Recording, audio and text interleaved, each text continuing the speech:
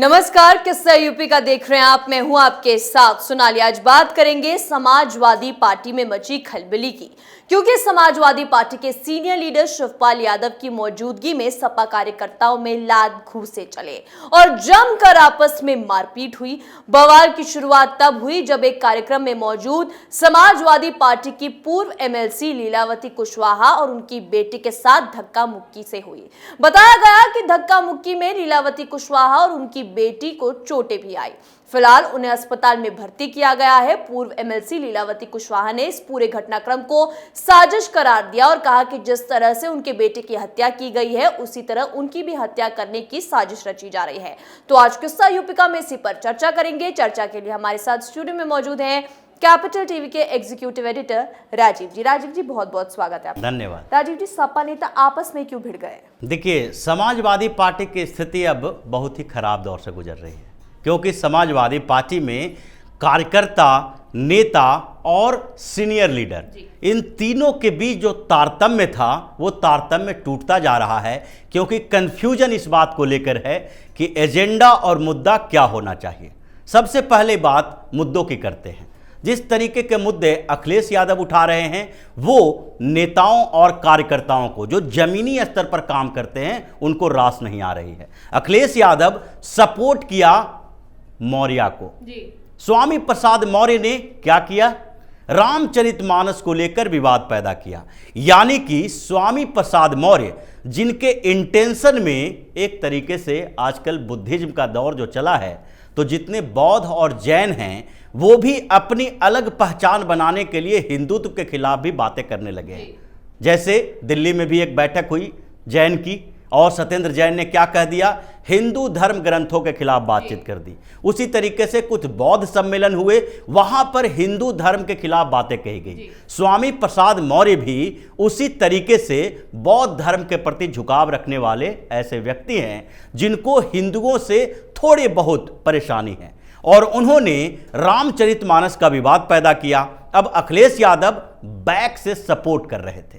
स्वामी प्रसाद मौर्य उनके लिए एक तुरूप का पत्ता साबित होने की कोशिश कर रहे थे, और अखिलेश यादव उनको समर्थन इसलिए दे रहे थे क्योंकि उन्हें लग रहा था कि रामचरितमानस के ऊपर जो विवाद पैदा हुआ है वो जातीय आधार पर है। यानी कि उनको लग रहा था कि अभी जो भारतीय जनता पार्टी हिंदूकरण की बात कर रही है, हिंदुत्व की बात कर रही है, हिंदू एकीकरण, हिंदू एकता की बात कर रही है, इसमें अगर जातीय रंग दिया जाए, जाति के आधार पर हिंदुओं को बांटा जाए, तो ओबीसी, ईबीसी और दलित ये लोग हैं जो भारतीय जनता पार्टी के विरोध में आ सकते हैं।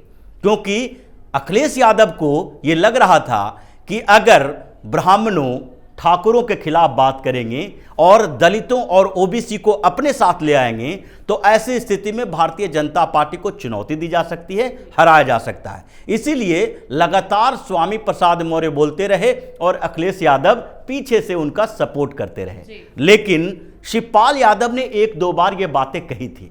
शिवपाल यादव ने कहा था कि स्वामी प्रसाद मौर्य जैसे लोगों को धर्म के बारे में टिप्पणियां नहीं करनी चाहिए, क्योंकि शिवपाल यादव पुराने राजनेता हैं और उन्हें ग्राउंड लेवल पर काम करने वाले जो समाजवादी पार्टी के कार्यकर्ता और नेता हैं उनके बारे में पता है कि जब हम धर्म की चर्चा करेंगे और धर्म के आधार पर दलितों और ओबीसी को सवर्णों से बांटने की कोशिश करेंगे और उसके लिए आधार धार्मिक ग्रंथ को बनाएंगे, तो नीचे के लेवल के कार्यकर्ता और ग्राउंड पर काम करने वाले नेताओं के बीच समाजवादी पार्टी के खिलाफ एक भावना जागृत होगी। क्योंकि अभी हिंदू एकीकरण की चर्चा उत्तर प्रदेश में हो रही है।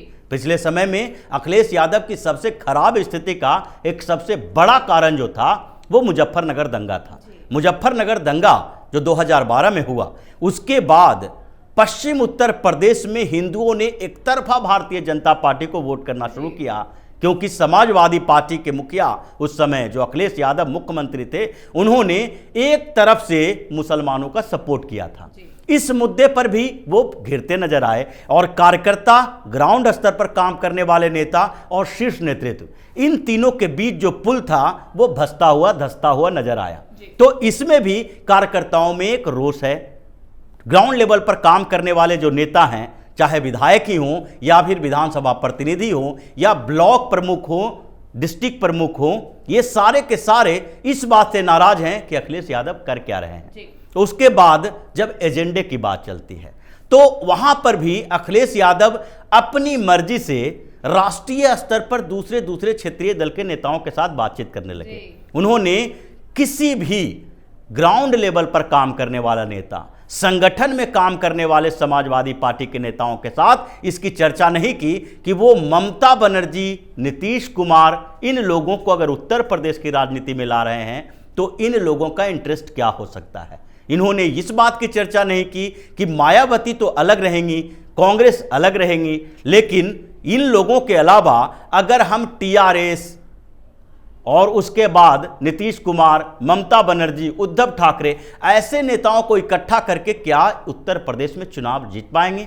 जैसा कि बर्क ने कुछ दिन पहले कहा कि समाजवादी पार्टी को यह समझना चाहिए, अखिलेश यादव को यह समझना चाहिए कि भारतीय जनता पार्टी को वो अकेले न तो चुनौती दे सकते हैं न हरा सकते हैं। इसका मतलब था कि वो चाहते हैं, ये लोग अपने स्तर पर चाहते हैं कि समाजवादी पार्टी का जो गठबंधन हो या तो कांग्रेस के साथ हो या बसपा के साथ हो, ये ना कि दूसरे स्टेट के उन क्षेत्रीय छत्रपों को जिसको उत्तर प्रदेश में कोई पहचानता तक नहीं है, उन लोगों को साथ लेकर उत्तर प्रदेश की राजनीति करें। इस एजेंडे में भी अखिलेश यादव और जो संगठन में काम करने वाले लोग हैं, फिर उसके नीचे जो कार्यकर्ता हैं, इन तीनों के बीच विवाद पैदा हुआ। और यही स्थिति है कि आज मुद्दे भी इनके सामने नहीं हैं, एजेंडे भी नहीं हैं, और फिर संगठन के स्तर पर जो मजबूती प्रदान करने के लिए अखिलेश यादव को उत्तर प्रदेश का दौरा करना चाहिए, जो अखिलेश यादव को चाहिए कि उत्तर प्रदेश में फिर से यात्रा करें, संगठन के लोगों से मिलें, कार्यकर्ताओं से बातचीत करें और उनसे उनकी समस्या और जमीनी स्तर पर जो राजनीति चल रही है उसके बारे में उनसे राय लें। जबकि ये कर क्या रहे हैं, ये उत्तर प्रदेश से बाहर कभी गुजरात जाते हैं, कभी तमिलनाडु जाते हैं, कभी बिहार जाते हैं और कार्यकारिणी की बैठक पश्चिम बंगाल में करते हैं। तो ये जो उत्तर प्रदेश के समाजवादी पार्टी के कार्यकर्ताओं और नेताओं में जो अंदर से रोष भरा हुआ है, उसी का नतीजा है कि शिवपाल यादव के प्रतिष्ठा को ख्याल न रख के इन लोगों ने आपस में ही मारपीट करना शुरू कर दिया। और समाजवादी पार्टी के अंदर जो कन्फ्यूजन चल रहा है, उस कन्फ्यूजन के कारण ही धीरे धीरे उसके विधायक भी रास्ता अपना अलग देख रहे हैं। उन लोगों को भी लग रहा है कि अब ज़्यादा दिनों तक समाजवादी पार्टी की राजनीति नहीं चलेगी, इन लोगों की राजनीति अब खत्म होने वाली है। और अगर अपने कैरियर को बचाना है, विधायक बने रहना है, सांसद बने रहना है, तो इनको चाहिए कि अब समाजवादी पार्टी के साथ नहीं बल्कि वो किसी और पार्टी का विकल्प तलाश करें। और पार्टी में कौन सा है? एक तरफ कांग्रेस है, एक तरफ बहुजन समाजवादी पार्टी है, दूसरे तरफ भारतीय जनता पार्टी है। तो इन पार्टियों के बीच अगर कोई विकल्प देखेगा तो वो कहां जाएगा?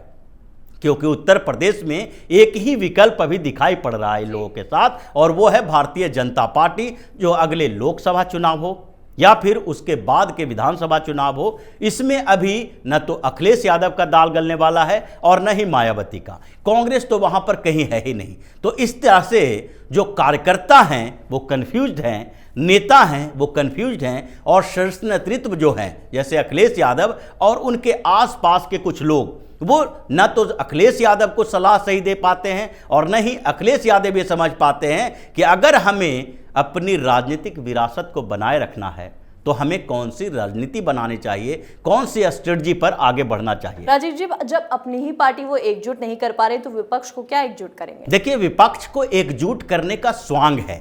एक तरीके से ये लोग चाहते हैं कि उत्तर प्रदेश के अंदर एक ऐसी अवधारणा बने कि अखिलेश यादव विपक्षी एकता के लिए जो काम कर रहे हैं उसके पीछे का मकसद भारतीय जनता पार्टी को हराना है। और इनका मकसद अगर वो जान गया तो इनके कार्यकर्ता खुश हो जाएंगे, ये अखिलेश यादव का मानना है। इनका सोचना है कि अगर हम राष्ट्रीय स्तर का नेता बन जाएं, राष्ट्रीय परिदृश्य में हर रैलियों में जो विपक्षी पार्टी का हो वहां अखिलेश यादव के भी नाम सामने आए, अखिलेश यादव को भी भाषण देने का मौका मिले, तो उत्तर प्रदेश के नेता और कार्यकर्ता वाइब्रेट होंगे, वो समाजवादी पार्टी के मुखिया के साथ जुड़ेंगे और इसीलिए ये कंफ्यूजन अखिलेश यादव के अंदर है। दूसरे तरफ कार्यकर्ता ये सोच रहे हैं कि अगर इन पार्टियों के साथ उत्तर प्रदेश से बाहर ही ज़्यादा समय अखिलेश यादव देंगे तो उनके पास बैकअप में कोई ऐसा नेता है ही नहीं समाजवादी पार्टी के अंदर जो अखिलेश यादव की तरह रैली कर सके,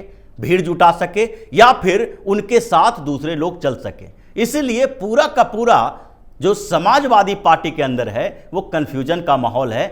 ऐसा वातावरण बन गया है, माहौल तैयार हो गया है कि कभी भी समाजवादी पार्टी के अंदर एक बड़ा विस्फोट हो सकता है। बहुत बहुत धन्यवाद राजीव जी बातचीत के लिए। धन्यवाद। जी हाँ, तो देखा आपने कैसे समाजवादी पार्टी में खलबली मची हुई है और नेता आपस में भिड़ रहे हैं, आपस में ही लात घूंसे जमकर चले और ये हुआ समाजवादी पार्टी के सीनियर लीडर शिवपाल यादव के सामने। तो जहां अखिलेश यादव 2024 में 80 सीटों का सपना देख रहे हैं और विपक्ष को एकजुट करने की कोशिश में है, थर्ड फ्रंट की बात कर रहे हैं, वहीं उनके खुद के पार्टी के नेता आपस में लात घूंसे चला रहे हैं।